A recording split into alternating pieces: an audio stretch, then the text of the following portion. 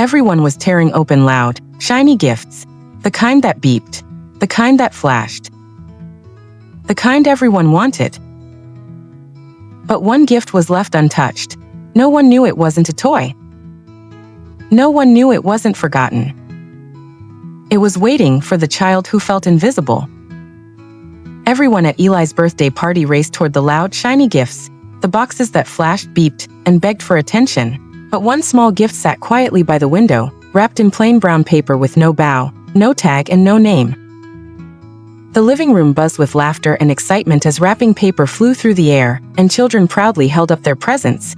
Yet in the middle of all that noise, Eli felt strangely small, smiling when expected to smile while something inside wished the room would slow down. Eli wasn't unhappy, just overwhelmed, the way a quiet song can be drowned out in a crowded place. So Eli stepped back toward the edges of the room where the noise softened. And that was when the small brown-wrapped gift appeared in the corner of their vision, sitting calmly in a patch of pale moonlight, as if the night itself had chosen it.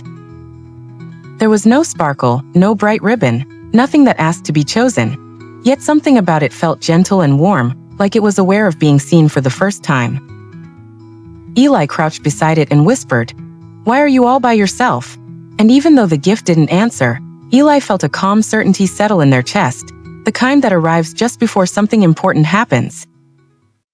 After the party ended and the house finally grew quiet, Eli carried the forgotten gift to their bedroom, where laughter faded into crickets and soft footsteps, and the silence felt safe instead of lonely. Sitting on the bed, Eli turned the gift over slowly, noticing how carefully it had been wrapped, as though someone had taken their time and believed the contents mattered.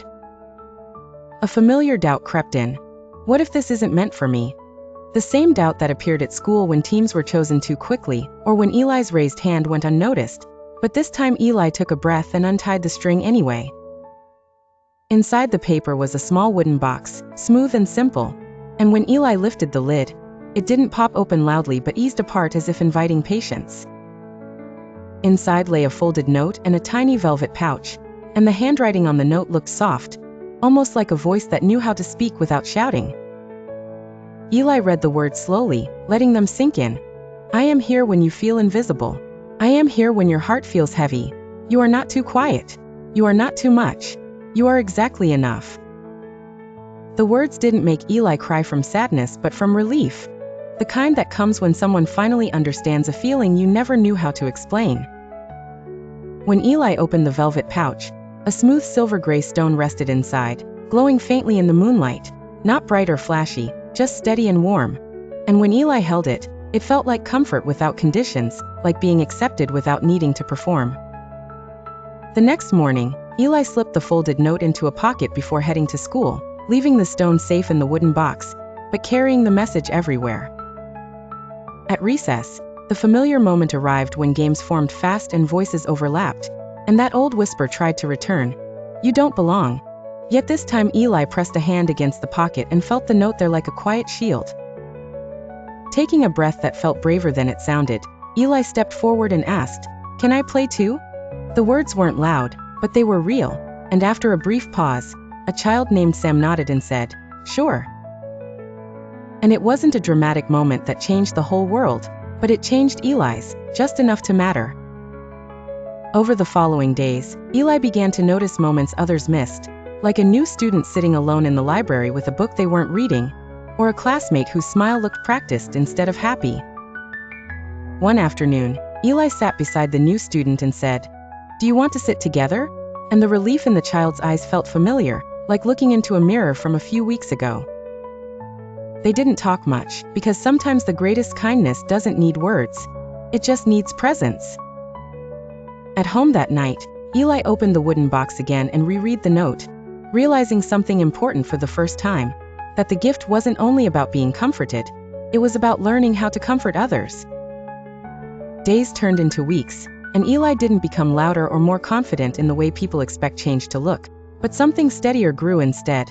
A quiet courage that showed up in small moments, helping someone pick up dropped pencils, saving a seat at lunch, raising a hand even when the voice trembled.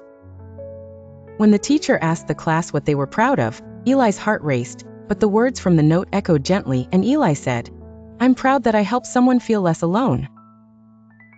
The classroom grew quiet in a listening way, and the teacher smiled and said, "That's something worth being proud of." That evening, Eli placed the wooden box on a shelf near the window where moonlight liked to rest, and as the silver stone glowed softly beside the folded note, Eli finally understood why the gift had been left untouched at the party. It wasn't meant for the loudest hands or the fastest excitement. It was meant for the heart that would listen.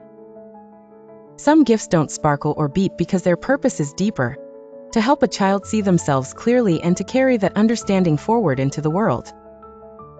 As Eli closed their eyes that night, the lesson settled gently into place.